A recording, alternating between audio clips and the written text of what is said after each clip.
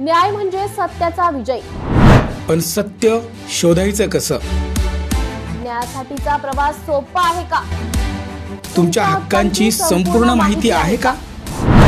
कायद्याचे गूढ उलगडणार, सत्य समजावून सांगणार तज्ञ वकील। महत्त्वाच्या कायद्यांपासून ते गुंतागुंतींच्या प्रकरणांपर्यंत स्पष्ट उत्तर, ठोस मार्गदर्शन। एक व्यासपीठ जिथे प्रत्येक प्रश्नाला मिळेल योग्य उत्तर। लवकरच येत आहे कायद्याचा नवा कट्टा, फक्त BBS न्यूज नेटवर्क 24 तासवर, जिथे प्रत्येक शब्दाला असतो न्यायाचा आधार।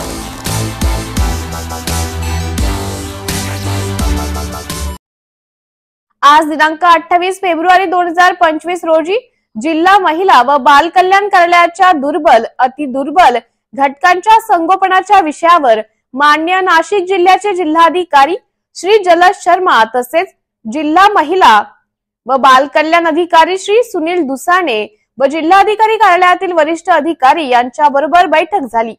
गोसावी बहुउद्देशीय संस्था ही कैलास सत्यार्थी चिल्ड्रन फाउंडेशनची सहयोगी संस्था असल्याची माहिती देण्यात आली। त्या कार्यास माननीय जिल्हाधिकारी यांनी प्रोत्साहन दिले, तसेच त्यांना कॅलेंडर व काही माहिती पुस्तक देण्यात आले। यावेळी गोसावी बहुउद्देशीय संस्थेच्या अध्यक्ष सुनीता गोसावी, सचिव विनोद गोसावी, प्रकल्प समन्वयक गीतांजली पवार, ॲडव्होकेट विद्या चव्हाण व प्रकल्प सहाय्यक तुषार सूर्यवंशी उपस्थित होते।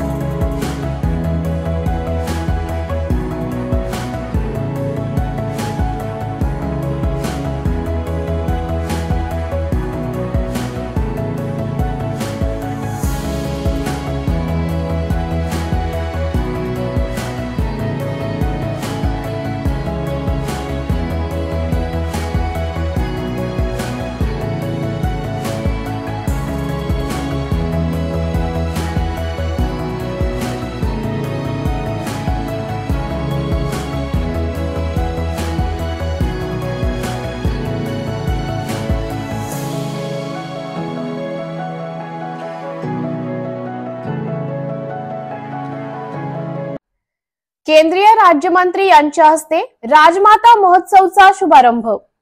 राजमाता महोत्सवाच्या माध्यमातून ग्रामीण भागातील स्वयंसहाय्यता समूहातील महिलांना कर्तृत्व व कौशल्य दाखवण्यासाठी उत्तम व्यासपीठ मिळाले असून त्याचा महिलांनी लाभ घ्यावा, तसेच बचत गटाच्या उत्पादनांना बाजारपेठ मिळण्यासाठी प्रयत्न करू अशी ग्वाही केंद्रीय आयुष, आरोग्य व कुटुंब कल्याण राज्यमंत्री प्रतापराव जाधव यांनी आज दिली। ग्राम विकास व पंचायत राज विभाग, उमेद, महाराष्ट्र राज्य ग्रामीण जीवनोन्नती अभियानातर्फे जिजामाता प्रेक्षागार, क्रीडा व व्यापारी संकुल येथे राजमाता विभागस्तरीय सरस तथा बुलढाणा जिल्हास्तरीय विक्री व प्रदर्शनीचा शुभारंभ केंद्रीय राज्यमंत्री प्रतापराव जाधव यांच्या हस्ते झाले। यावेळी आमदार संजय गायकवाड, जिल्हाधिकारी डॉक्टर किरण पाटील, मुख्य कार्यकारी अधिकारी गुलाब खरात, अतिरिक्त मुख्य कार्यकारी अधिकारी BM मोहन, उपमुख्य कार्यकारी अधिकारी प्रमोद एंडोले, आशिष पवार, विक्रांत जाधव, राज्य ग्रामीण जीवनोन्नती अभियानाचे प्रकल्प संचालक राजेश इंगळे, मुख्य लेखाधिकारी प्रकाश राठोड आदी उपस्थित होते। या काही वस्तू आपण तयार केलेल्या आहेत, त्या आपण प्रदर्शनी आणि विक्रीसाठी 5 दिवस या बुलढाणा जिल्ह्यातल्या या जिजामाता प्रेक्षागारमध्ये आपण या ठिकाणी ठेवलेले आहे। खरं म्हणजे आपण वस्तू तयार करण्यामध्ये निपुण आहात। अतिशय चांगल्या प्रकारच्या उत्कृष्ट वस्तू किंवा खाद्यपदार्थ, वेगवेगळ्या गोष्टी आपण त्या ठिकाणी बचत गटातल्या आमच्या भगिनी तयार आहेत। पण वस्तू तयार करणं म्हणजे काही सर्व काही असं नाही, त्याचं मार्केटिंग सुद्धा केलं गेलं पाहिजे। आज आम्ही पाहतो की आज आमची उंबरठ्याच्या आत असणारी आमची भगिनी, आमची माता डोक्यावरचा पदर आता कमरेला खोचून बँकेपर्यंत जायला, बँकिंगचे व्यवहार करायला, पुण्या अधिकाऱ्यांपर्यंत जाऊन बोलायला सक्षम तरी झालेली आहे. पूर्वी महिला घराच्या बाहेर पाय टाकत नव्हत्या, पण आज आमची माता भगिनी कुठला अधिकारी असो कर्मचारी असो त्यांच्याशी थेटपणानं बोलण्याची हिंमत केवळ या बचत गटाच्या माध्यमातून ग्रामीण भागातल्या महिलांमध्ये निर्माण झाली. पण केवळ बँकेपुरतं जाऊन जमणार नाही, तर तुम्ही ज्या काही वस्तू निर्माण करतात त्याचं मार्केटिंग करण्यासाठी आता तुम्हाला मार्केटपर्यंत सुद्धा जाण्याची आवश्यकता आहे. नाहीतर वस्तू तयार करून ठेवल्या, घरामध्ये ठेवल्या आणि त्याची जर विक्री झाली नाही तर मग मात्र फायद्याच्या ऐवजी नुकसान झाल्याशिवाय राहणार. आणि म्हणून सर्व भगिनींना माझी विनंती आहे की आपण निर्मित केलेल्या वस्तू आपल्याला कशा विकता येतील याच्यासाठी आपण मार्केटपर्यंत नवीन नवीन संकल्पना त्याच्यामध्ये आणून त्या राबवण्याची आवश्यकता आहे. त्याची जर मोठ्या प्रमाणामध्ये विक्री झाली तर आपलं दुसरं पाऊल सुद्धा आहे सक्षमीकरणाकडे गेल्याशिवाय राहणार. सगळ्याला माझा जय भीम. मी कडुबाई खरात, औरंगाबाद संभाजीनगर. येणाऱ्या 2 मार्चला काळाराम मंदिर सत्याग्रह, 2 मार्चला मी या नाशिक ठिकाणी मी येत आहे. आपण सर्वांना यावा. कार्यक्रमाचे अध्यक्ष समाजभूषण बाळासाहेब शिंदे मी येत आहे. आपण सर्वांना यावा. जय भीम. नमो बुद्धाय. योगेश कदम यांना सरकारमधून बरखास्त केलं पाहिजे, हर्षवर्धन सकपाळ. हा महाराष्ट्र सरकारने लावलाय. या संदर्भामध्ये आवाज उठवत असताना आम्ही त्यांना हा जो जजिया कराच्या स्वरूपातून जी दंड वसुली चालू आहे ही थांबवावी. नाक लोकांना वेठीस धरू नये आणि जो बाजारभाव आहे त्या बाजारभावातून नंबर प्लेट लावाव्यात आणि त्यांच्या ज्या लाडक्या ठेकेदार योजनातल्या ज्या 3 एजन्सी आहेत त्यांना तशा सूचना द्याव्यात. या अनुषंगाने मी त्यांना विनंती केलेली आहे.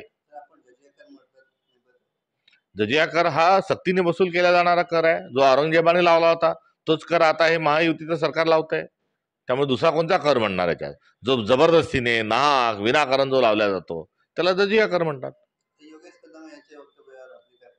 योगेश कदमांचं वक्तव्य दुर्भाग्यशाली आहे. महाराष्ट्राच्या पुरोगामीत्वाला न शोभणार आहे आणि ते विशुद्ध स्वरूपामध्ये त्या आरोपीची बाजू घेऊन बोलत आहेत. एका महिलेवर बलात्कार होतो तेव्हा तिची मानसिक स्थिती काय असते, तिच्या पाठीशी आपण सगळ्यांनी उभं राहिलं पाहिजे.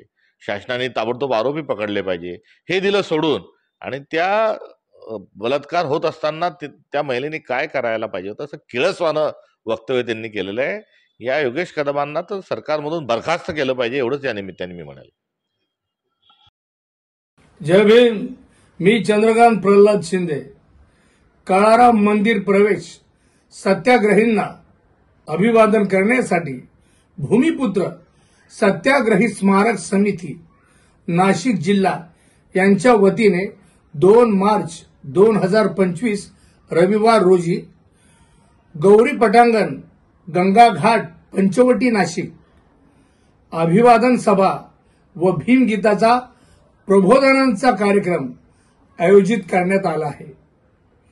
आणि हो, सायंकाळी 6 वाजता कार्यक्रमाचे अध्यक्ष समाजभूषण बाळासाहेब शिंदे, स्वागताध्यक्ष दामोदर अण्णा पगारे, निमंत्रक बिपिन कठारे, कैलास तेलोरे, आदेश पगारे, लक्ष्मी ताठे आणि कविता तेजाळे. मी येतोय, तुम्ही सुद्धा या. जय भीम. शिवसेनेच्या आंदोलनाला आले यश, माजी आमदारांच्या उपस्थितीत अधिकाऱ्यांनी धरणाचे उघडले दार, शेतीला मिळणार पाणी. शिवसेना शिंदे गटाचे माजी आमदार सहस्राम कारोटे यांच्या नेतृत्वात शेतकऱ्यांनी देवरी तालुक्याच्या शिरपूर गावात असलेल्या मनोहर सागर धरणावर शेतीला पाणी मिळण्यासाठी आंदोलन केले असून माजी आमदार सहस्राम कारोटे यांच्या आंदोलनाला यश आले आहे. अधिकाऱ्यांनी माजी आमदारांच्या उपस्थितीत धरणाचे दार उघडण्यात आले. गोंदिया जिल्ह्याच्या देवरी तालुक्यातील रब्बी हंगामात शेतकऱ्यांनी धान पिकाची लागवड केली. यासाठी सिंचन विभागाने शेतीकरिता सुरुवातीला पाणी दिले. मात्र धान लागवडीनंतर धान पिकाला पाणी लागलं असल्याने सिंचन विभाग पाणी सोडत नाही म्हणून शेतकऱ्यांनी सिंचन विभागाच्या अधिकाऱ्यांना निवेदन दिले. मात्र तरी देखील सिंचन विभागाने दखल न घेतल्याने शिंदे गटाचे माजी आमदार सहस्राम कारोटे यांच्या नेतृत्वात आज धरणावर आंदोलन केले असता सिंचन विभागाच्या अधिकाऱ्यांनी आंदोलनस्थळी येत समस्या जाणून घेत धरणाचे दार उघडले आहे. तर आज 4 तासाकरिता धरणाची दारे उघडण्यात आल्याने देवरी तालुक्याच्या 5 गावातील शेतकऱ्यांना पाण्याचा प्रश्न सुटला आहे. तर यापुढे देखील धान पिकाला पाणी लागेल तेव्हा पुन्हा धरणाचे दार उघडण्यात येतील अशी माहिती अधिकाऱ्यांनी दिली आहे. शिरपूर बांध मनोर जलाशय येतं अनेक शेतकरी गावकरी यांनी एक आंदोलन उभारलं होतं की आपल्या गावाला पाणी मिळालं पाहिजे आणि सर्वचे सर्व गाव जे नदीकाठचे गाव आहे शिलापूरपर्यंत जेवढे नदीकाठचे गाव आहे ज्या गावांचं खरीपामध्ये पावसाळ्यामध्ये संपूर्ण शेत्या ह्या प्रभावित होतात. पुरा पाण्यामुळे अनेक शेतकऱ्यांचे नुकसान होतं आणि त्यानंतर मग त्याची भर काढण्यासाठी ते रब्बी हा हंगाम घेतात आणि अशा रब्बी हंगामासाठी अनेक शेतकऱ्यांनी आपल्या शेतामध्ये रब्बी लावली पण त्या नदीतलं वाघ नदीतलं पाणी संपल्यामुळे शेतकऱ्यांना खूप मोठी अडचण निर्माण झाली. 4-5 दिवसापासून शेतकरी माझ्याकडे येत होते. अनेक शेतकऱ्यांचं टावं फोडत होते की माझे 20,000 खर्च झाले, कोणी म्हणायच्या 1 लाख खर्च झाले, कोणी म्हणायच्या 1.5 लाख खर्च झाले.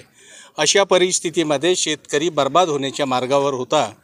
मी या शेतकऱ्याच्या आंदोलनाला आज समर्थन देऊन आज सर्व स्तरावरचे अधिकारी श्री पवारसाहेब नागपूर, एसी पराते साहेब भंडारा आणि ह्या ठिकाणी आलेले आपले सन्माननीय राजीवजी कुरेकर साहेब एक्झिक्युटिव्ह इंजिनियर आणि त्यांच्यासोबत डेप्युटी इंजिनियर डोंगरेजी हे ह्या ठिकाणी उपस्थित झाले. नक्कीचपणे एक्झिक्युटिव्ह इंजिनियर, डेप्युटी इंजिनियर आणि ज्युनियर इंजिनियर यांच्या प्रमुख उपस्थितीमध्ये शेतकऱ्यांना पाणी देण्याबाबतचा निर्णय ह्या ठिकाणी घेण्यात आलेला आहे आणि हा पाणी शिलापूर गावापर्यंत सोडण्यात येईल अशा प्रकारचे आपले एक्झिक्युटिव्ह इंजिनियर कुरेकर साहेबांनी यांनी सांगितलं आणि आता लगेच डॅमचा दरवाजा ओपन करून शेतकऱ्यांसाठी एक गोड बातमी म्हणून त्यांना पाणी देण्यासाठी दरवाजा ओपन करून पाणी देण्याचं काम करण्यात आलेलं आहे.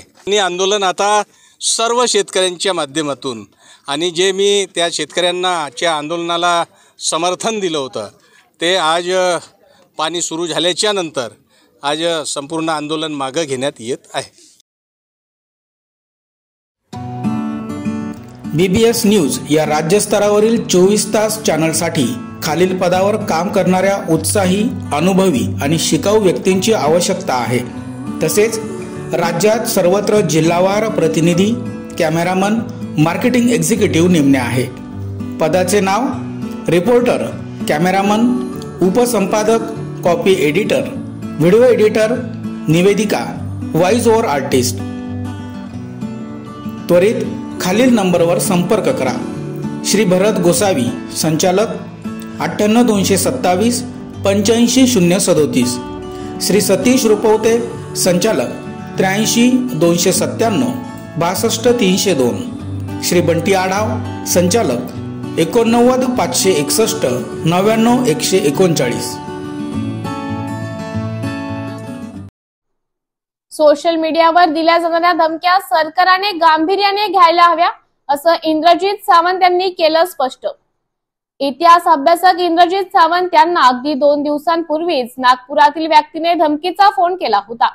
या प्रकरणी कोल्हापूर आणि नागपूर पोलीस तपास करत आहेत. मात्र त्यातच आता इंद्रजित सावंत यांना सोशल मीडियावर धमकीच्या कमेंट येत आहेत.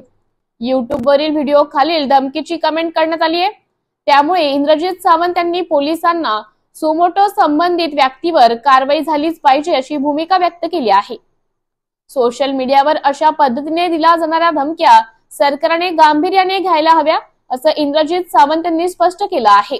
महाराष्ट्रात आहे मी मगाशी वारंवार सांगत आलोय की मला ज्या धमक्या देतात त्याच्याबद्दल मी काही तक्रार करणार नाही, त्याच्याविषयी काही व्यक्त व्हायचा संबंध नाहीये. पण महाराष्ट्राचं आराध्य दैवत, हिंदुस्थानचं आराध्य दैवत असणाऱ्या शिवाजी महाराजांच्या बद्दल ज्यानं विखारी बोललेला आहे, ज्याच्या मनात विष आहे, अशा व्यक्तींच्यावर तातडीनं कारवाई झाली पाहिजे असं माझं मत आहे. आता जे कोण वैद्य नावाचा व्यक्ती आहे त्यानं कशा पद्धतीनं कमेंट्स त्या बोलबिडू चॅनेलवर सुद्धा ह्याच्यावर मला एका मित्रानं आत्ताच पाठवलंय की अत्यंत विखारी आपली वर्णवर्चस्ववादी मनोवृत्तीची काही मंडळी महाराष्ट्रात आहेत असं या सगळ्या ह्याच्यावरून दिसतं. पण ह्याला पायबंद घातला पाहिजे. महाराष्ट्रानं पुन्हा एकदा हे जागृत झालं पाहिजे असं या निमित्तानं मला वाटतं. आपण पुढे तक्रार वगैरे काही पोलिसात करणार आणि मुख्यमंत्र्यांना काय सांगणार नाही, अशा पद्धतीनं मी वारंवार सांगत आलो की अशा पद्धतीचं उन्मादी जे वातावरण आहे ते दुसऱ्या बाजीरावच्या काळात होतं. वर्णवर्चस्ववादी वृत्तीतून एक उन्माद तयार होतो आणि त्या उन्मादातून हे सगळं चाललेलं आहे. माननीय मुख्यमंत्री साहेबांनी या सगळ्या गोष्टींना आळा घालण्यासाठी ठोस पावलं उचलली पाहिजेत. ज्या व्यक्ती अशा पद्धतीनं व्यक्त होत आहेत त्यांच्यावर कारवाई केली पाहिजे. श्री देवेंद्रगिरी रमणगिरी गोसावी यांना सेवानिवृत्त निमित्ताने बीबीएस न्यूज नेटवर्कचे संचालक व नाशिक मेट्रोचे संपादक व नाशिक जिल्हा दशनाम गोसावी समाज तसेच प्रदीप भारती, पूनम भारती, जय नगरकर, वडाळीकर तसेच ठाणे जिल्हा दशनाम गोसावी समाजाचे अध्यक्ष विलास भारती व त्यांचे परिवारातर्फे कविता गोसावी, भरत गोसावी परिवारातर्फे कोटी कोटी शुभेच्छा. यापुढील आपले आयुष्य समाज कल्याणासाठी, जनकल्याणासाठी सारथी लागावे यासाठी आपणास उदंड आयुष्य लाभावे असे शुभ आशीर्वाद. भानुगिरी गोसावी व पुष्पा गोसावी यांच्याकडून संपूर्ण समाजाकडून शिवचरणी प्रार्थना.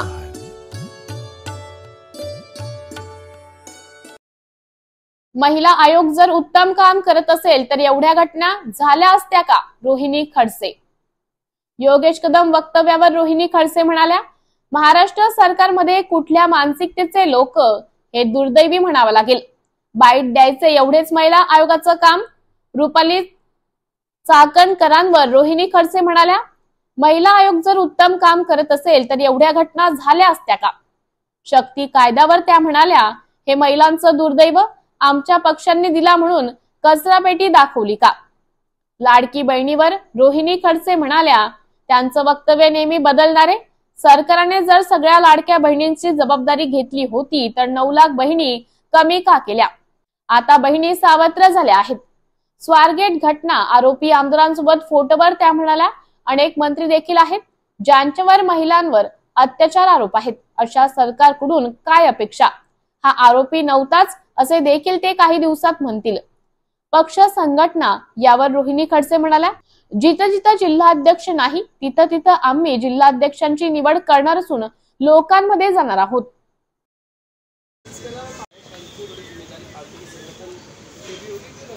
लड़ाई लड़े और लोगों के कई मुद्दे हैं, खासकर महिलाओं को होने वाला अत्याचार का मुद्दा हो, लड़की बहन को पैसे न मिलने का मुद्दा हो.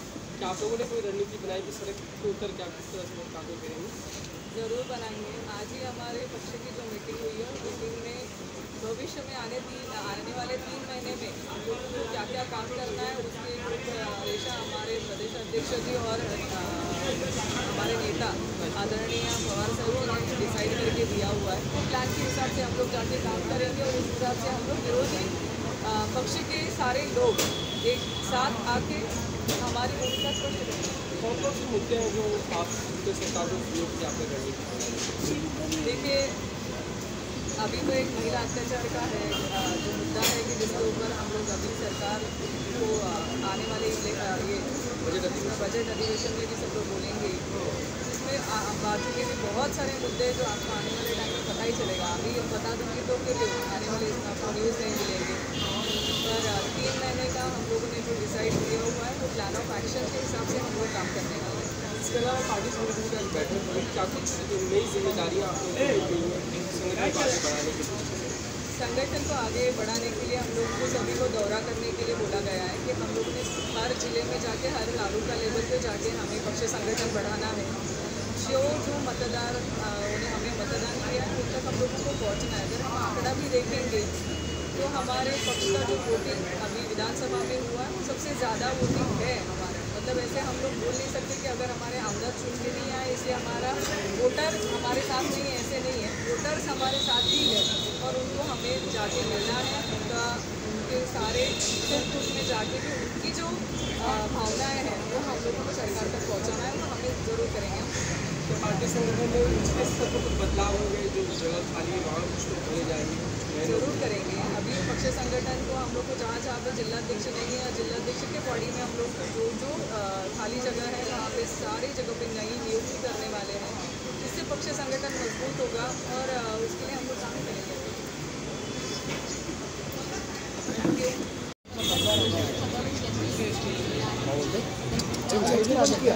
लाइट बंद वगैरह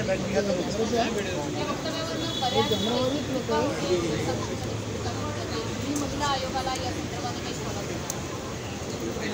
सगळ्यात पहिले तर महाराष्ट्र सरकारमध्ये असं इतक्या मानसिकतेची लोकं आहेत जी महाराष्ट्राचं दुर्दैव म्हणावं लागेल की ज्या महिलेवरती अत्याचार झाला आहे त्याच महिलेला तुम्ही जबाबदार करता की तिने आरडाओरड केली नाही म्हणून तिच्यावर अत्याचार झाला। म्हणजे कुचकट मानसिकता आपण म्हणतो ना की महिलेने अर्धे कपडे घातले, तिने असं वागलं असतं तर तिच्यावरती अत्याचार झाला नसता, अशी काहीतरी जी म्हणणारी जी समाज आपल्या महाराष्ट्रामध्ये आहे त्यातलेच नेते म्हणून आपण या राज्याच्या मंत्र्यांमध्ये असं कोणीतरी आहे अशी व्यक्त माणसं तिथे असताना मला वाटत नाही की त्या महिलेला न्याय मिळू शकतो किंवा महाराष्ट्रातल्या महिलांना न्याय मिळू शकतो। आणि अशा वक्तव्यांचा साधा निषेध किंवा अशा वक्तव्यांची दखल ही महिला आयोगाकडून घेतल्या पण गेली नाही आहे। म्हणजे स्वतःच्या सरकारमधले मंत्री जर एखादं बालिश वक्तव्य करत असतील किंवा महिला अत्याचारच्या मध्ये जर त्यांचा सहभाग असेल तर महिला आयोग हे कुठेतरी लपलेलं आपल्याला बघायला मिळत आहे किंवा फक्त बाईट द्यायचं आणि मोकळं व्हायचं एवढंच महिला आयोगाचं काम राहिलेलं आहे असं वाटतं। त्याचबरोबर एक घटना अजून जेव्हा ही या पुण्यामधल्या एकाच दिवशी स्वारगेटची जेव्हा घटना घडली तेव्हा अजून एक घटना ही या स्वारगेटच्या घटनेच्या पलीकडे गेलेली आहे की एका महिला कंडक्टरवरती PMPLच्या बस डेपो मॅनेजरने बलात्कार केला। त्या महिला कंडक्टरने तिची मला मॅनेजर त्रास देतोय ही तक्रार पोलिसांकडे देखील केलेली आणि महिला आयोगाकडे पण केलेली, पण त्या तक्रारीची दखल घेतली गेली नाही आणि शेवटी त्या मॅनेजरने त्या महिला कंडक्टरवरती अत्याचार केला। जर वेळीच पोलिसांनी आणि महिला आयोगाने त्या महिलेची दखल घेतली असती, तक्रारीची दखल घेतली असती तर कदाचित त्याच्यावरती अत्याचार झाला नसता। महिला आयोग कुठेतरी झोपलाय का असंच म्हणावं लागेल। फक्त बातम्या आल्यानंतर एक बाईट द्यायचा आणि मग नंतर बाईट देऊन मोकळं झालंय आपल्या जबाबदारीतलं असं काहीतरी काम चाललंय आणि मला असं वाटतं की सरकारने याकडे लक्ष देणं गरजेचं आहे।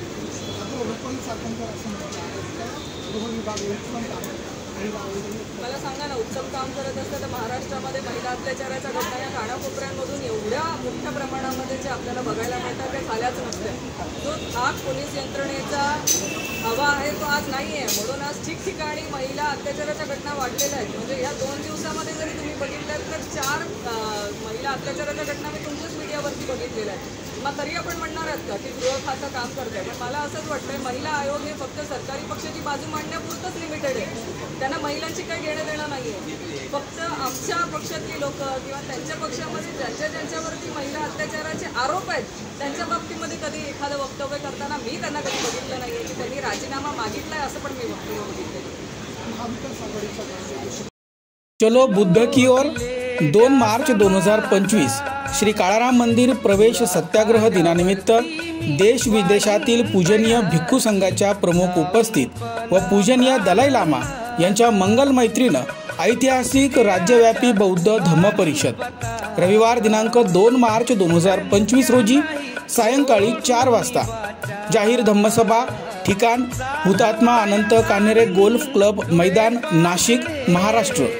काळाराम मंदिर चौदारचे तळे काळाराम महाराष्ट्रातील नामांकित सुमधुर गायक व गायिकांचा जुगलबंदी व धम्मगीत गायनांचा सांस्कृतिक कार्यक्रमाचे अध्यक्ष नामदार रामदासजी आठवले, प्रमुख अतिथी मुख्यमंत्री देवेंद्र फडणवीस, उपमुख्यमंत्री एकनाथ शिंदे, उपमुख्यमंत्री Ajit Pawar, Kiren Rijiju, union minister of parliamentary affairs India. या जाहीर सभेनंतर महाराष्ट्रातील नामांकित सुमधुर गायक आणि गायिकांची जुगलबंदी आणि धम्मगीत गायनांचा सांस्कृतिक कार्यक्रम संपन्न होणार आहे। तर या बौद्ध धम्म परिषदेस उपस्थित राहण्याचं आवाहन स्वागत अध्यक्ष प्रकाश लोंढे, सरचिटणीस भदंत सुगत थेरो आणि भदंत संघमित्रा यांनी केलं आहे।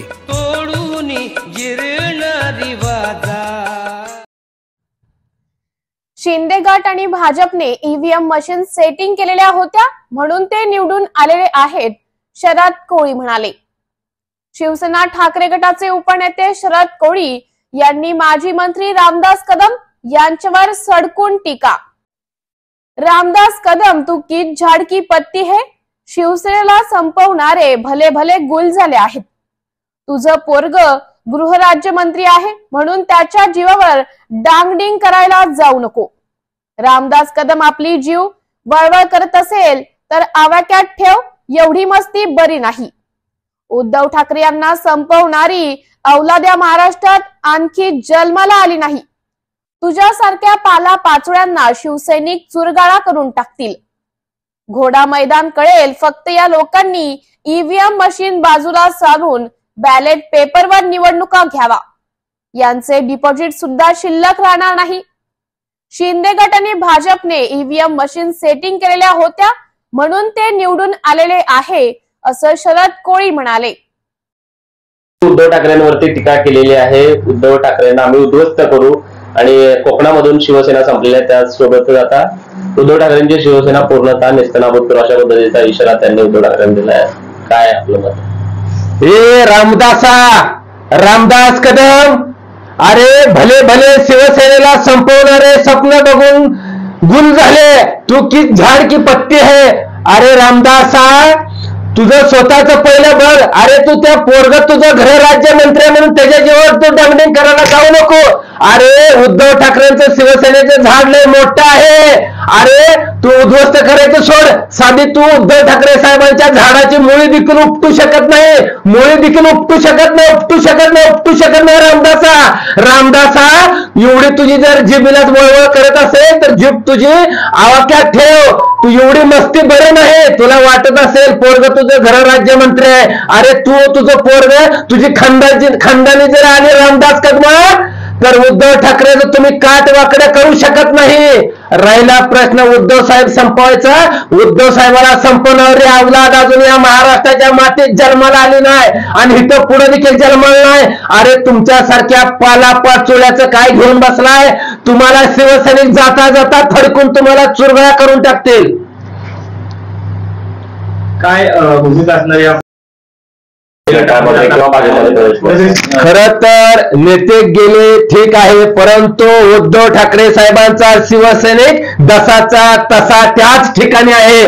काही आम्हाला फरक पडणार नाही। तुम्हाला घोडा आणि मैदान कळेल फक्त या लोकांनी एकदा ईव्हीएम मशीन बाजूला सारून एकदा बॅलेट पेपरवर मतदान घेऊन बघा, मग यांचं डिपॉझिट देखील शिल्लक राहणार नाही। मग शिवसेना कुठं आहे आणि कुणाची आहे तुम्हाला समजेल। लोकसभा आणि विधानसभेला जे चित्र समोर आलेलं आहे त्यामध्ये उद्धव ठाकरेंच्या बहुतांश जागा त्या ठिकाणी संपतानाचं चित्र दिसत आहे। काही संपविंपत काय नाही, मुळामध्ये यांनी या शिंदे गटाने भाजपाने ईव्हीएम मशीन सेटिंग केलेल्या होत्या म्हणून ती निवडून आलेल्या आहेत। त्यांच्यात जर दम असेल ना, त्यांना जर स्वतःवर विश्वास असेल ना, तर तुम्ही ईव्हीएम मशीन बाजूला सारा आणि मतदान घेऊन द्यावा। या भाजपचं शिंदे आणि मिंदे गटाचं डिपॉझिट देखील शिल्लक राहणार नाही। कधी काळी हेच कदम मातोश्रीच्या नावानं रडतानाचं चित्र आपण पाहिलं। खरं तर रामदास कदमाला एक सांगायचं आहे, रामदास कदम अरे दरवाजात बांधलेलं कुत्रा देखील इमानदारी असते, पण रामदास कदम अरे तू मातोश्रीच्या जीवावर खाऊन खाऊन तुझा दात किडला, पण तू इमानदार बेमान झाला। तुझ्यासारखी गद्दारी माणसं या महाराष्ट्राच्या मातीत जन्मालाच कशी आली ही खरं तर आता विचार पडलाय। नाही, शिवसेना वेगळी होण्याच्या अगोदर त्यांचा तो सीन आपण बघितलेला आहे की कशा रामदास कदम खरंच म्हणजे वेगळ्या भाषेत सांगावं, धड मर्द पण नाही धड ना मर्द पण, अशातली ती क्वालिटी आहे. रामदास कदम, तुम्ही नुसत्या टाळ्या वाजवून झेंडू बाम लावून पुसायचं काम करा. मर्द जे असतो ना, मर्द अशा पद्धतीने बोलत नाही. मर्द खाल्लेल्या अन्नाला जागत असतो. मर्द बेमान होत नाही, कारण बेमान जी होती ती ना मर्दाची अवलाद होत असते. मर्द कधीच असा धोका देत नाही, मर्द कधी गद्दारी करत नाही.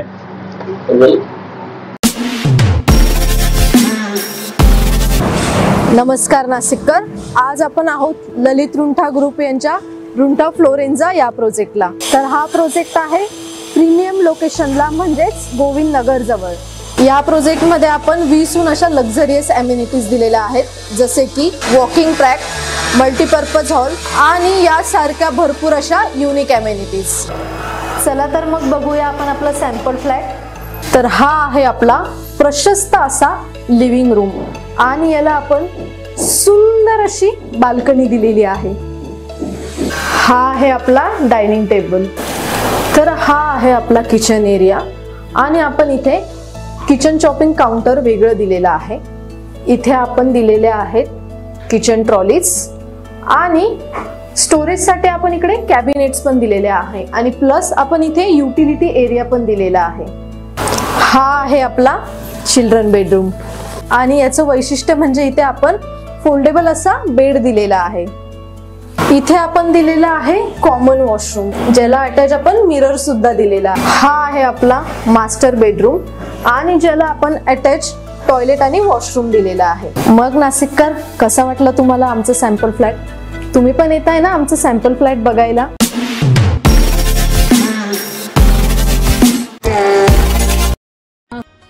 सगळ्याला माझा जय भीम. मी कडुबाई खरात, औरंगाबाद संभाजीनगर. येणाऱ्या 2 मार्चला काळाराम मंदिर सत्याग्रह, 2 मार्चला मी या नाशिक ठिकाणी मी येत आहे.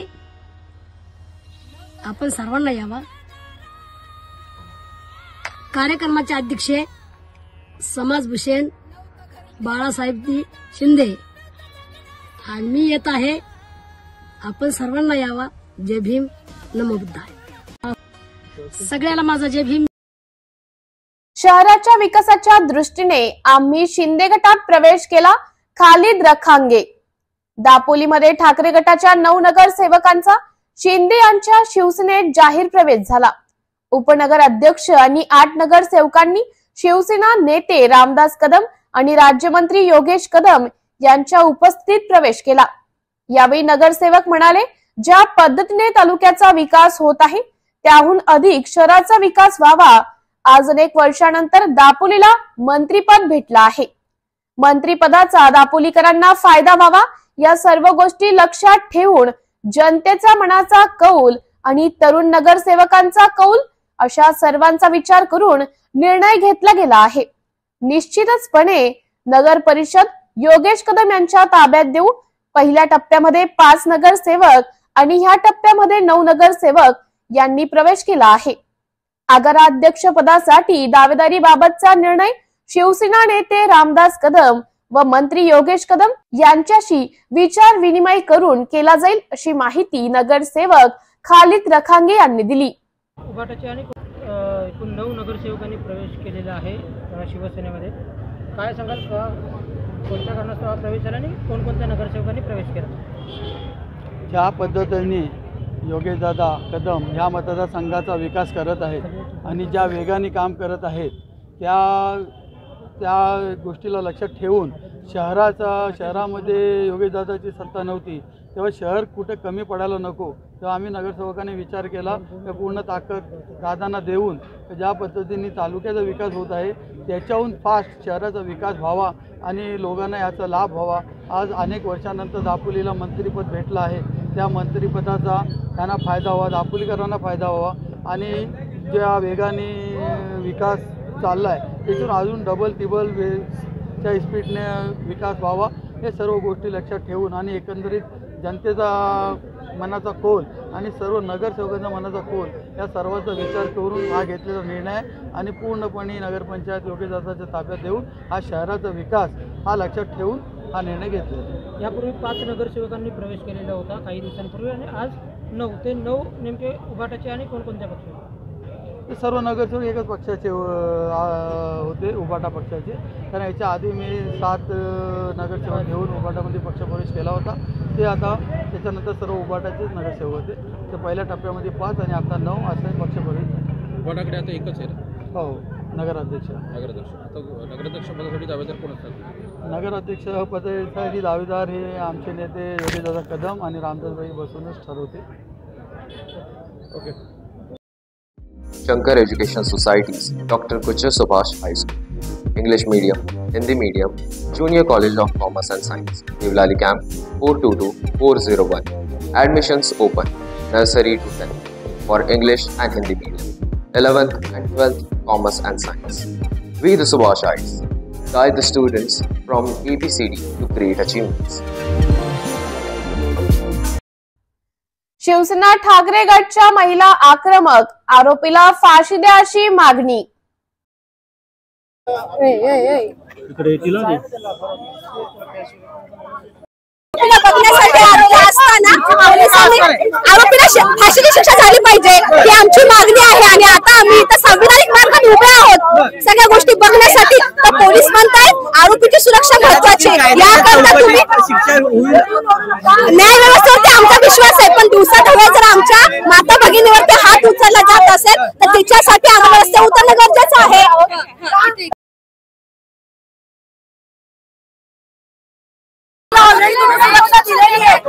आरोपीला तुम्ही सुरक्षा दिलेली आहे. चला मॅडम चला. आम्ही आमच्या भगिनीच्या हक्कासाठी उभं राहिलेलो आहोत. त्याच्यासाठी आपण आम्ही काही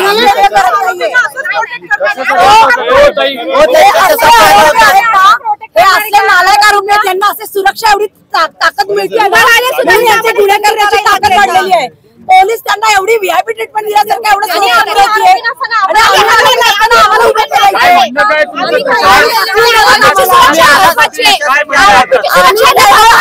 म्हणायला आलेला आहे की नेमका काय विषय आहे. महिलांची सुरक्षा महत्वाची आहे. जय भीम. मी चंद्रकांत प्रल्हाद शिंदे. काळाराम मंदिर प्रवेश सत्याग्रहींना अभिवादन करण्यासाठी भूमिपुत्र सत्याग्रही स्मारक समिती नाशिक जिल्हा यांच्या वतीने 2 मार्च 2025 रविवार रोजी गौरी पटांगण गंगा घाट पंचवटी नाशिक अभिवादन सभा व भीमगीताचा प्रबोधनांचा कार्यक्रम आयोजित करण्यात आला आहे.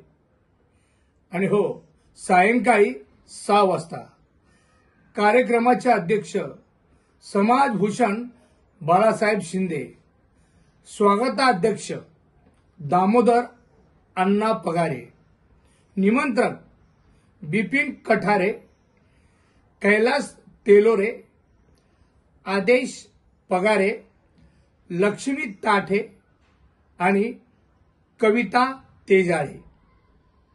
मी येतोय, तुम्ही सुद्धा या. जय भीम.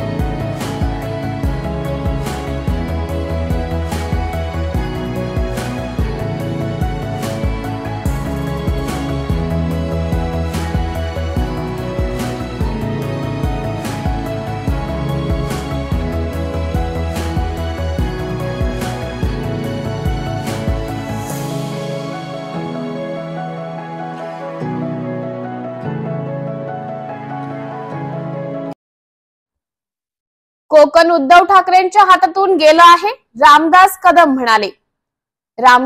म्हणाले त्यांना आयुष्यामधून कायमचं उठवण्याचा प्रयत्न केला होता. आज नियती त्यांनाच आयुष्यातून उठवण्याचा प्रयत्न करत आहे। सर्वच कोकण आमच्या सोबत आला आहे। ये तो झाकी है, अभी बहुत कुछ बाकी है। महाराष्ट्रातील अनेक प्रमुख नेते शिवसेनेमध्ये प्रवेश करतील। उद्धव ठाकरेंवर रामदास कदम म्हणाले, एवढी उद्धव ठाकरे हम दो हमारे तीन एवढेच मातोश्रीवर शिल्लक राहतील। सर्व महाराष्ट्र त्यांना महाराष्ट्रातून हद्दपार करत आहे। कोकण त्यांच्या हातातून गेला आहे। गंगेमध्ये अनेक लोक गेली, डुबक्या मारल्या, त्या सर्वांनी पाप केली का? सकाळी उठल्यापासून उद्धव ठाकरे व संजय राऊत यांना फक्त एकनाथ शिंदेच दिसतात। लागेल प्रयत्न केला होता, त्यांना आयुष्यातनं कायमचा उठवण्याचा प्रयत्न केला होता। आज नियती त्यांनाच राजकारणातून कायमचा उठवण्याचा प्रयत्न करते। आपण सगळे पाहत आहे, महाराष्ट्रातले तमाम शिवसेनेचे पदाधिकारी हे एकनाथ शिंदेसोबत जोडले जात आहेत, बाळासाहेबांच्या विचारासोबत जोडले जात आहेत। कोकण जवळजवळ सगळंच कोकण आता शिवसेनेसोबत आमच्यासोबत आलेलं आहे आणि भविष्यामध्ये ही तर नांदी आहे, ये तो झाकी आहे, अभी बहुत कुछ बाकी आहे। भविष्यामध्ये आपण पाहाल महाराष्ट्रामध्ये अनेक प्रमुख नेते हे शिवसेनेमध्ये प्रवेश करतील आणि तुम्हाला आणखी एक 7-8 महिने काही आमदार जे आहेत सोबत त्यांच्या ती वाट पाहतील। छोटी त्यांना देखील पर्याय नाही, त्यांचा देखील मतदारसंघाचा विकास व्हायला हवा आहे आणि म्हणून त्यांना देखील शिवसेनेमध्ये यायला लागेल। मी याच्या आधीचं भविष्य सांगितलं आहे, शेवटी फक्त उद्धव ठाकरे हम दो और हमारे तीन एवढंच मातोश्रीवर शिल्लक राहतील, बाकी उद्धव ठाकरेंसोबत कोणी शिल्लक राहणार नाही। तुम्ही मगाशी एक वाक्य म्हणाला की कोकणातून उद्धव ठाकरेंची शिवसेना संपलेली आहे। उद्धव ठाकरे कोकणातूनच नाही, संबंध महाराष्ट्र त्यांना हातभार करत आहे। कोकणामध्ये फक्त त्यांचा एक आमदार आला निवडून, एकच आलाय, भास्कर जाधव आले, बाकी कोकण सगळं त्यांच्या हातातून गेलंय। कोकण हा शिवसेनेचाच आहे, भगव्या झेंड्याचाच आहे, बाळासाहेबांचाच आहे आणि आता कोकणाने पूर्णपणे उद्धव ठाकरे हद्दपार केलेला आहे। भविष्यामध्ये महाराष्ट्र देखील उद्धव ठाकरेंना हद्दपार केल्याशिवाय घडणार नाही, हा माझा विश्वास आहे। उद्धव ठाकरेंनी टीका केली होती की 50 खोके घेऊन गंगेत डुबकी मारली, अशाच म्हणजे याच्या संदर्भातली। गंगेमध्ये अनेक लोक गेलेत, अनेक लोकांनी डुबक्या मारल्या, ते सगळ्यांनी पाप केले होते का? ज्याला कावीळ असते त्याला दुनिया पिवळी दिसते। आता उद्धव ठाकरेला एकनाथ शिंदे म्हणजे मोगलांच्या घोडे ज्यावेळेला पाणी प्यायला जायचे तेव्हा त्या मोगलांना त्या पाण्यामध्ये संताजी धनाजी दिसायचे। आता सकाळी उठल्यापासून उद्धव ठाकरे आणि संजय राऊत यांना फक्त एकनाथ शिंदे दिसत आहेत आणि एकनाथ शिंदे आपण पाहिलात प्रचंड वेगाने चाललेत। विकास हा एकच ध्येय घेऊन चाललेत, विकास हेच माझं काम ही भूमिका घेऊन एकनाथ शिंदे चालले। यांना फक्त खोटे आरोप करायचे, बदनाम करायचे, एवढंच कार्यक्रम त्यांच्यावर शिल्लक आहे सध्या। पण सध्या जर बघितलं तर सामनामधून देवेंद्र फडणवीस यांचं काळाराम मंदिर प्रवेश म्हणजे समतेचा लढा। विश्वरत्न डॉक्टर बाबासाहेब आंबेडकर काळाराम मंदिर प्रवेशासाठी 5 वर्ष लढले। या काळाराम मंदिर प्रवेश दिनाचा औचित्य साधून अखिल भारतीय समता सैनिक दल, भारतीय बौद्ध महासभा व BMA ग्रुप नाशिक यांच्या वतीने धम्म प्रेरणा पुरस्काराचं आयोजन करण्यात आले आहे।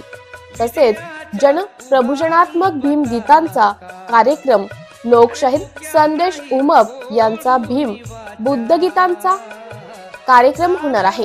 कार्यक्रमांचं ठिकाण कर्मवीर दादासाहेब गायकवाड सभागृह, बाबानगर, मुंबई नाका या ठिकाणी सायंकाळी 6 ते 10 वाजेपर्यंत आयोजन करण्यात आले आहे। या कार्यक्रमाचं आयोजन मोहन आडागळे, शैलेश आडागळे, मुकेश आडागळे व राहुल बच्छाव यांनी केले। सदर कार्यक्रम रविवारी दिनांक 2 मार्च 2025 रोजी सायंकाळी 6 ते 10 वेळेत चालू राहील। आरोपी दत्तात्रय गाडेला 12 मार्च पर्यंत पोलीस कोठडी।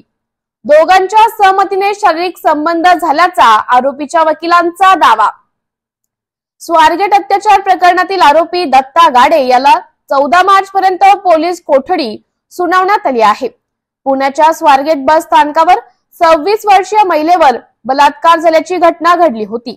या प्रकरणी काल मध्यरात्री आरोपी दत्तात्रय गाडेला अटक करण्यात आली असून त्याला पुणे शिवाजीनगर कोर्टात हजर करण्यात आले आहे। दरम्यान हा गुन्हा एवढा गंभीर नसून बसमध्ये दोघांमध्ये सहमतीने शारीरिक संबंध असल्याचा दावा आरोपीच्या वकिलाने केला आहे। तसेच तरुणीने कोणताही प्रतिकार केला नाही, तरुणी स्वतःहून बसमध्ये चढली असाही दावा आरोपीच्या वकिलाने केला आहे। त्यामुळे आरोपीला 2 दिवसाचीच पोलीस कोठड्याची देण्याची मागणी आरोपीच्या वकिलांनी केली होती, तर सरकारी वकिलांनी आरोपीवरील गुन्ह्याची माहिती कोर्टात दिली आहे। हा गुन्हा अत्यंत तीव्र स्वरूपाचा असल्याचं सरकारी वकिलांनी म्हटलं आहे। दरम्यान आरोपीने पीडितेवर 2 वेळा बलात्कार केला, तसेच तिला आपण बसचा वाहक असल्याचं सांगितले होते अशी माहिती पोलिसांनी कोर्टात दिली असून अधिक चौकशीसाठी तसेच आरोपी बरोबर आणखी काही जण होते का, त्याला आणखी कोणी मदत केली का हे तपासण्यासाठी 14 दिवसांची पोलीस कोठडीची मागणी करण्यात आली होती। झालेला असता आणि त्याच्यावरच्या केसेस या चोरीच्या आहेत, त्यामुळे त्याला सराईत गुन्हेगार म्हणता येणार नाही असं आमचं म्हणणं होतं। त्यांनी जी पीसी मागितली होती त्या पीसी मध्ये मेहरबान कोर्टाने 12 मार्च पर्यंत त्याला पीसी दिलेला आहे।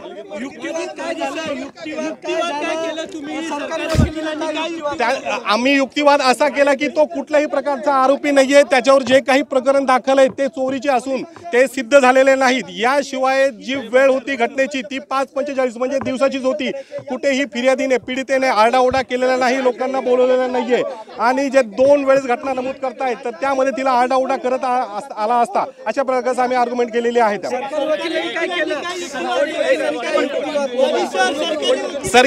सरकारी वकिलांचं तेच म्हणणं होतं की प्रकरण गंभीर स्वरूपाचं आहे, आम्हाला मोबाईल पाहिजे, घटनेच्या वेळेचे कपडे पाहिजे, अशा प्रकारे सरकारी वकिलांचं म्हणणं होतं त्यामध्ये।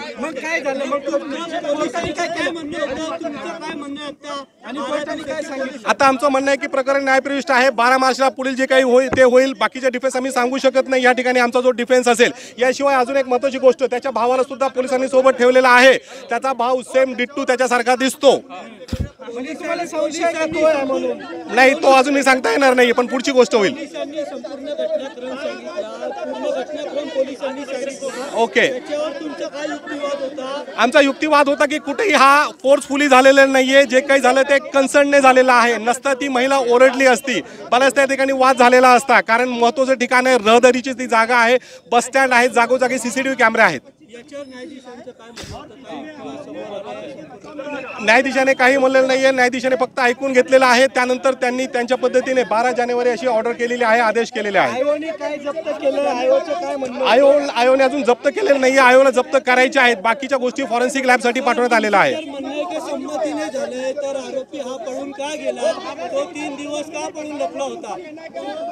प्रकरण हे एवढं गंभीर स्वरूपाचं आहे की त्याने जे काय केलं स्वतःचा जीव वाचवण्यासाठी केलेली गोष्ट आहे। हो, मग कारण त्यानंतर आपणच मीडियाने ह्या ज्या बातम्या पसरवल्या त्याची आयडेंटिफिकेशन झालेली आहे।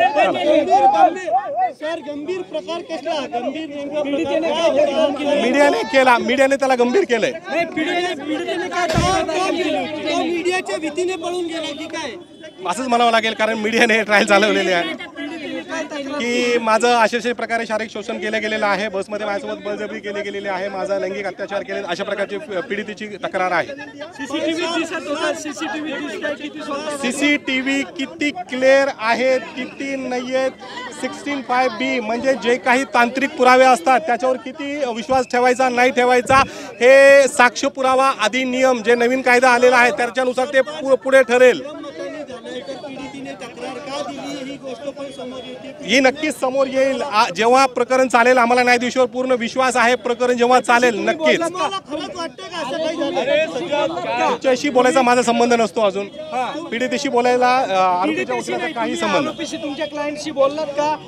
अजून आरोपीशी आमचं बोलणं झालेलं नाहीये, कारण आज त्याला उशिरापर्यंत आलेला आहे। हो, त्याच्या आयडेंटिटीमुळे त्याच्या कुटुंबाला त्रास सहन करावा लागत आहे। मीडियाने त्याचे जे फोटो व्हायरल केलेले आहेत, त्याच्या कुटुंबाला आज उपासमारीची वेळ आलेली आहे आणि त्यांच्या बचावासाठी काहीतरी पोलिसांनी पण केलेलं पाहिजे, शासनाने त्यांना सुरक्षा द्यायला पाहिजे असं माझं म्हणणं आहे। त्याच्या जीविताला धोका वाटतो का तुम्हाला? 100% त्याच्या जीविताला धोका वाटतो। आज जे वातावरण आहे सगळ्या ठिकाणी पेटलेलं आहे तर नक्कीच त्याच्या जीविताला धोका आहे।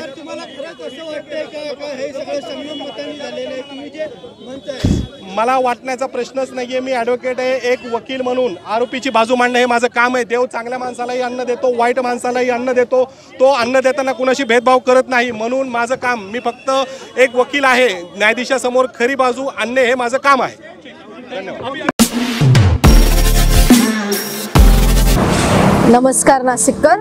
आज आपण आहोत ललित रुंठा ग्रुप यांच्या रुंठा फ्लोरेन्झा या प्रोजेक्टला. तर हा प्रोजेक्ट आहे प्रीमियम लोकेशनला, म्हणजेच गोविंद नगर जवळ. या प्रोजेक्टमध्ये आपण 20हून अशा लक्झरियस ॲम्युनिटीज दिलेल्या आहेत, जसे की वॉकिंग ट्रॅक, मल्टीपर्पज हॉल आणि यासारख्या भरपूर अशा युनिक ॲम्युनिटीज. चला तर मग बघूया आपण आपला सॅम्पल फ्लॅट. तर हा आहे आपला प्रशस्त असा लिव्हिंग रूम आणि याला आपण सुंदर अशी बाल्कनी दिलेली आहे. हा आहे आपला डायनिंग टेबल. तर हा आहे आपला किचन एरिया आणि आपण इथे किचन चॉपिंग काउंटर वेगळं दिलेलं आहे. इथे आपण दिलेले आहेत किचन ट्रॉलीज आणि स्टोरेजसाठी आपण इकडे कॅबिनेट्स पण दिलेले आहे आणि प्लस आपण इथे युटिलिटी एरिया पण दिलेला आहे. हा आहे आपला चिल्ड्रन बेडरूम आणि याचं वैशिष्ट्य म्हणजे इथे आपण फोल्डेबल असा बेड दिलेला आहे. इथे आपण दिलेला आहे कॉमन वॉशरूम, ज्याला अटॅच आपण मिरर सुद्धा दिलेला. हा आहे आपला मास्टर बेडरूम आणि ज्याला आपण अटॅच टॉयलेट आणि वॉशरूम दिलेला आहे. मग नाशिककर, कसा वाटलं तुम्हाला आमचं सॅम्पल फ्लॅट? तुम्ही पण येत आहे ना आमचं सॅम्पल फ्लॅट बघायला?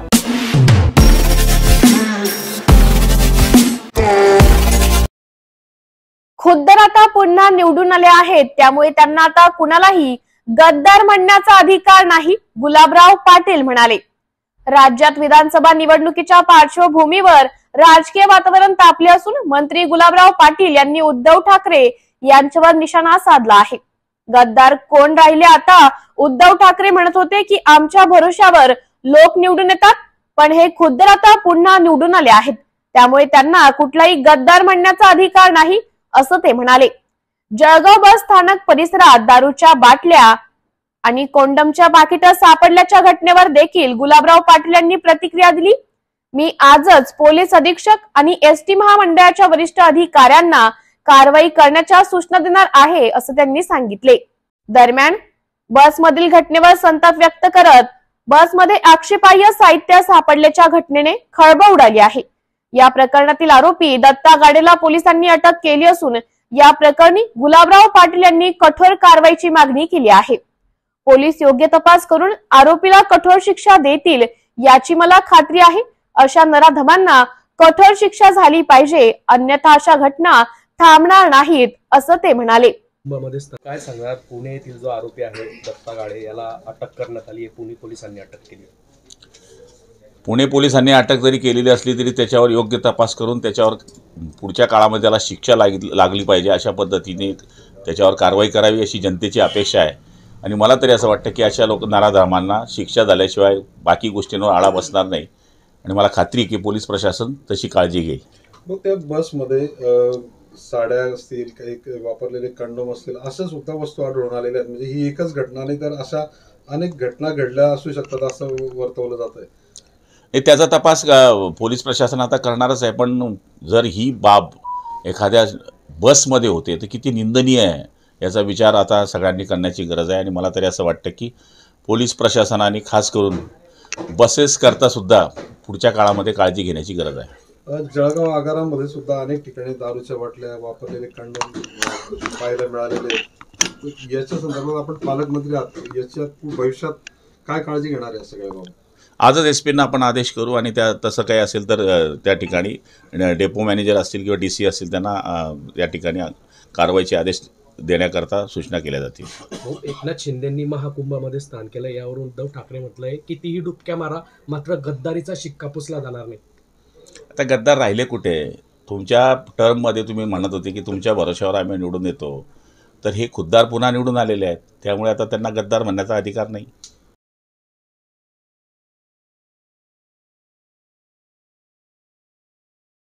चलो बुद्ध की ओर 2 मार्च 2025 श्री काळाराम मंदिर प्रवेश सत्याग्रह दिनानिमित्त देश विदेशातील पूजनीय भिक्खू संघाच्या प्रमुख उपस्थित व पूजनीय दलाई लामा यांच्या मंगल मैत्रीनं ऐतिहासिक राज्यव्यापी बौद्ध धम्म परिषद रविवार दिनांक 2 मार्च 2025 रोजी सायंकाळी 4 वाजता जाहीर धम्मसभा ठिकाण हुतात्मा अनंत कान्हेरे गोल्फ क्लब मैदान नाशिक महाराष्ट्र। काळाराम मंदिर चौदारचे तळे काळाराम महाराष्ट्रातील नामांकित सुमधुर गायक व गायिकांचा जुगलबंदी व धम्मगीत गायनांचा सांस्कृतिक कार्यक्रमाचे अध्यक्ष नामदार रामदासजी आठवले, प्रमुख अतिथी मुख्यमंत्री देवेंद्र फडणवीस, उपमुख्यमंत्री एकनाथ शिंदे, उपमुख्यमंत्री Ajit Pawar, Kiren Rijiju, union minister of parliamentary affairs India. या जाहीर सभेनंतर महाराष्ट्रातील नामांकित सुमधुर गायक आणि गायिकांची जुगलबंदी आणि धम्मगीत गायनांचा सांस्कृतिक कार्यक्रम संपन्न होणार आहे। तर या बौद्ध धम्म परिषदेस उपस्थित राहण्याचं आवाहन स्वागत अध्यक्ष प्रकाश लोंढे, सरचिटणीस भदंत सुगत थेरो आणि भदंत संघमित्रा यांनी केलं आहे।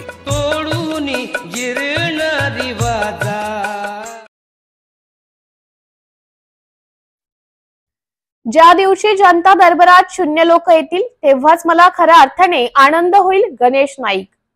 आजच्या जनता दरबारात आलेल्या समस्या मॅनमेड म्हणजे मानवाने निर्माण केलेल्या समस्यांची संख्या जास्त होती। एक महिला अशी आहे की तिने एकच प्लांट हेवी डिपॉझिटवर 40 लोकांना दिली। ही सुद्धा समस्या आज माझ्याकडे आली, त्यावर मी संबंधित अधिकाऱ्यांना लक्ष घालण्याचे आदेश दिलेत। 12.5% भूखंडाच्या संबंधित सुद्धा समस्या आज आल्या। मात्र नातेवाईकांमध्ये अडकलेल्या समस्या इथे कितीही वेळा आल्यास सुटू शकणार नाहीत। त्यासाठी सामंजस्यपणा आपसात वाद मिटवावे असं मला वाटतं। मागच्या जनता दरबारापेक्षा आज गर्दी कमी होती। दुसऱ्याला जास्त त्रास देऊन आपण आपलं जीवन सुखी करणं याला जीवन म्हणत नाहीत। स्वतःच्या स्वार्थासाठी इतरांना त्रास देण्याच्या उद्देशाने अनेक अर्ज माझ्याकडे आले। मात्र मला हे सगळं समजतं। जबाबदार अधिकारी वर्गाचे मोबाईल बंद असतात हे मला जनता दरबार मध्ये अनुभव आला। हे योग्य नाही आणि फोन लागला तरी उचलत नाहीत। ज्या दिवशी जनता दरबारात 0 लोक येतील तेव्हाच मला खऱ्या अर्थाने आनंद होईल। पंतप्रधान नरेंद्र मोदींच्या मनातील सामर्थ्यवान भारत, मुख्यमंत्री देवेंद्र फडणवीस यांच्या टॅगलाईन प्रमाणे महाराष्ट्र आता थांबणार नाही। यासाठी सर्व आमदार व मंत्री प्रयत्नशील आहोत, याचा मला आनंद आहे। की आजच्या जनता दरबारामध्ये समस्या आल्या ह्या मॅनमेड प्रॉब्लेम्स आहेत, म्हणजे मानवाने मानवाकरता निर्माण केलेल्या समस्या जास्त आहेत। एक तर महिला अशी आहे की तिनं 40 लोकांना एकच फ्लॅट म्हणजे हेवी डिपॉझिटने दिला, 5-5 लाख रुपये एकेका घटकाकडून घेतले 40 लोकांकडून। म्हणजे माणसांच्या जीवनशैलीचं सुद्धा कधी आश्चर्य वाटतं। म्हणजे एखाद्या हेवी डिपॉझिटने दिला आणि त्याने अर्धी अमाऊंट दिली असेल तर नाही मिळालं तर दुसऱ्याला दिलं गरज म्हणून आपण समजू शकतो। परंतु 40 लोकांना एकच खोली हेवी भाड्याने देण्याचे प्रकार हे न समजण्यासारखे आहे। आता काही लोकांच्या समस्या ह्या डिस्प्युटेड आहेत, म्हणजे 12.5% जागा भाऊ बहीण काका मामा यांच्यामध्ये अडकलेले आहेत। ते वारंवार ते जनता दरबारात येणार आणि ते बोलणार की साहेब तुमच्याकडे आम्ही आलो होतो।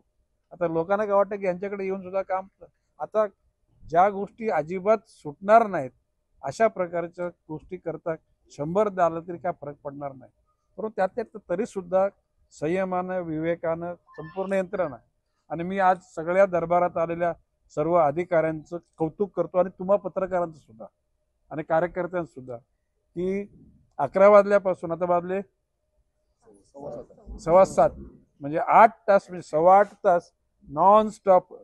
म्हणजे काही अधिकारी तर उठले पण नाहीत, कुठे जागेवरून पाणी पण नाही पिलं। मला सवय 12 तास नॉन स्टॉप राहण्याची, तो भाग सोडून द्या। एकूण समस्या आहेत। आता मागच्या दरबारापेक्षा आज गर्दी कमी होती, म्हणजे काही लोकांची कामं झाली. आता त्याचे एक परिणाम तुम्हाला सांगतो मी, की ज्यावेळेला जनता दरबारात लोक जाऊन तक्रार करणार आणि आपल्याला काम करावं लागणार, त्याच्यापेक्षा आजच काम करून टाकूया ना, अशी अधिकाऱ्यांची सुद्धा मानसिकता बदलते. अरे ॲग्री विथ मी? तेव्हा तक्रार करून परत करायचेच आहे ना, मग आजच करून टाका. आणि कधी कधी काय झालं की माणसाच्या बऱ्याचशा विचारांना त्याने दिशा बदलण्याची गरज आहे, की हे जीवन नाही. दुसऱ्याला त्रास देऊन, दुसऱ्याचा म्हणजे अंत बघून आपण आपलं जीवन सुखी करणं म्हणजे त्याला कोण जीवन म्हणत नाही. म्हणजे अशा काही प्रॉब्लेम्स आहेत की स्वतःच्या स्वार्थाकरता दुसऱ्याला अडचणीत घातलेले बरेचसे प्रकार आहेत. काही काही लोकांना आपली फुटअप करता येत नाही, विषय समजून सांगता येत नाही, परंतु मार्ग निघेल. I am too positive. हे सगळे अधिकारी वर्ग म्हणजे कधी कधी राग येतो आपण हाक मारल्याने जर अधिकारी नसला तर आपल्या वाटतं चला आपण इतकं तळमळीने काम करतो म्हणजे तर तो गेला कुठे. परंतु त्याच्या सुद्धा अडचणी, आता कोणाच्या घरचं लग्न आहे, कोणाच्या कुटुंबामध्ये अडचणी आहेत, आपण समजून घेतलं पाहिजे. आणि मला विश्वास आहे एक ना एक दिवस येईल की दरबार शून्य माणसाचा असेल. किती आय एम डॅम होपफुल. आता ऑनगोईंग प्रश्न तर निघत राहतील, परंतु अधिकारी वर्गाला सुद्धा सवय पडेल का नाही रे बाबा हे म्हणजे काही लोक आता मगाशी काही जबाबदार लोकांचे टेलिफोन बंद असतात. ज्याला मोबाईल निघाला ना त्यावेळेला विथिन फ्रॅक्शन ऑफ सेकंड मध्ये लोक मोबाईल उचलायचे. आता 4-5 रिंग करा तरी नाही उचलत. म्हणजे त्यांना काही परवा नाही. म्हणजे मालपाणी भरपूर झालं. काय बोलतो, नोकरीतून काढलं तरी आम्हाला काही प्रॉब्लेम होणार नाही. मी कडुबाई खरात, औरंगाबाद संभाजीनगर. येणाऱ्या 2 मार्चला काळाराम मंदिर सत्याग्रह, 2 मार्चला मी या नाशिक ठिकाणी मी येत आहे. आपण सर्वांना यावा. कार्यक्रमाचे अध्यक्ष समाजभूषण बाळासाहेब शिंदे मी येत आहे. आपण सर्वांना यावा. जय भीम, नमो बुद्धाय.